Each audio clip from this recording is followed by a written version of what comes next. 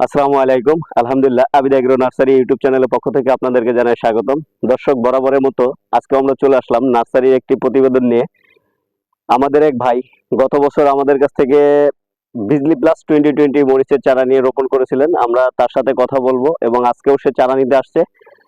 সেজন্য আমরা আলাউদ্দিন ভাইয়ের সাথে কথা বলবো, সালাউদ্দিন ভাইয়ের সাথে কথা বলবো যে গত বছর যে প্রজেক্টটি করেছিলেন তিনি কি প্রজেক্টে লস করছেন বা লাভ করছেন, এটাই আমরা জানবো। যে আবিদ এগ্রো নার্সারির চারার মান কেমন, মানসম্পন্ন কি না, এই বিষয়ে আমরা তার সাথে কথা বলবো। আসসালামু আলাইকুম। ওয়ালাইকুম আসসালাম। ভালো আছেন ভাই? সালাউদ্দিন ভাই, আছি আলহামদুলিল্লাহ। তা কি অবস্থা ভাই? মেহরবানিতে অসংখ্য শুকরিয়া। আলহামদুলিল্লাহ, আমি সোহেল ভাই থেকে শুধু বিজলি 2020 না, আরো অনেক ধরনের চারা নিয়েছি। তো আলহামদুলিল্লাহ, সব থেকে বড় কথা হলো ভাই যেটা বলে কাজও সেটা পেয়েছি। তো এটাই ভাইয়ের সব থেকে বড় সততা। এই জন্য যদিও অজয় পাড়াগার ভিতরে একটা উনি প্রজেক্ট করেছে, কিন্তু আলহামদুলিল্লাহ সততা কিন্তু শহর লেভেলের থেকেও ভালো।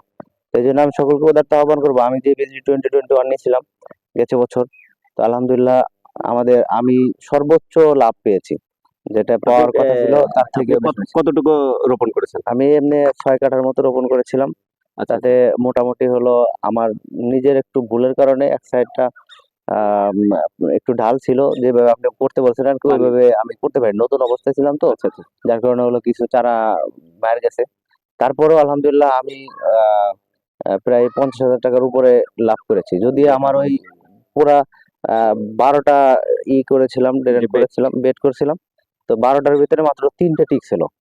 তিনটাই আমি 50,000 টাকা লাভ করেছি। যদি পূর্ণাঙ্গ থাকতো তাহলে অবশ্যই আমার একটা ধারণা ছিল যে 4 লক্ষ টাকার মতো আমার প্রফিট। আসলে দর্শক, আমি একটা কথা বলি যে এই শুধু সালাউদ্দিন ভাই না, আপনার এই কোকোপিটে উৎপাদিত যে চারাগুলোই আপনারা রোপণ করেন, প্রজেক্ট করেন, সেটা যদি সঠিক মাত্রা বা সঠিক পন্থাগুলো অবলম্বন করেন, এই জন্য আমি বারবারই আপনাদেরকে ভিডিও করতে বলি যে আধুনিক পদ্ধতি আপনি করলেন, কিন্তু আধুনিক পদ্ধতিটা আপনার আগে জানতে হবে, স্মার্ট সিস্টেমটা আগে জানতে হবে। জেনে বুঝে করলেই আপনি কাঙ্ক্ষিত প্রজেক্টের লাভ লস হিসাব মিলাইতে পারবেন।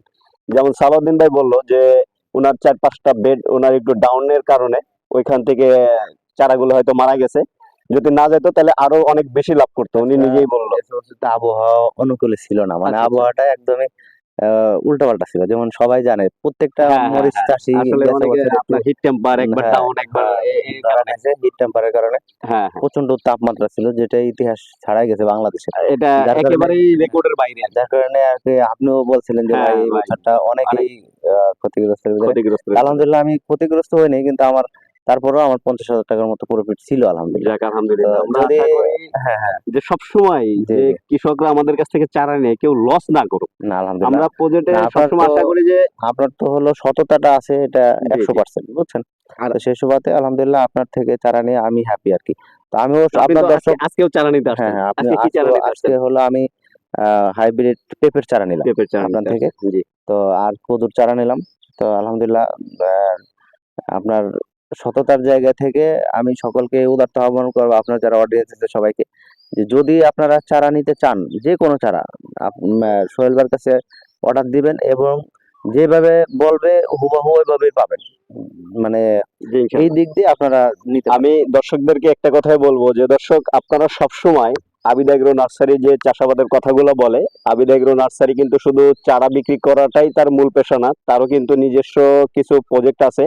যে কোনো চারা আগে ট্রায়াল হিসাবে সে প্রজেক্টে চাষাবাদ করা হয়, তার পরবর্তীতেই কিন্তু নেক্সটে তাদেরকে চাষিদের মাধ্যমে এই চারাটা আমরা দিয়ে থাকি।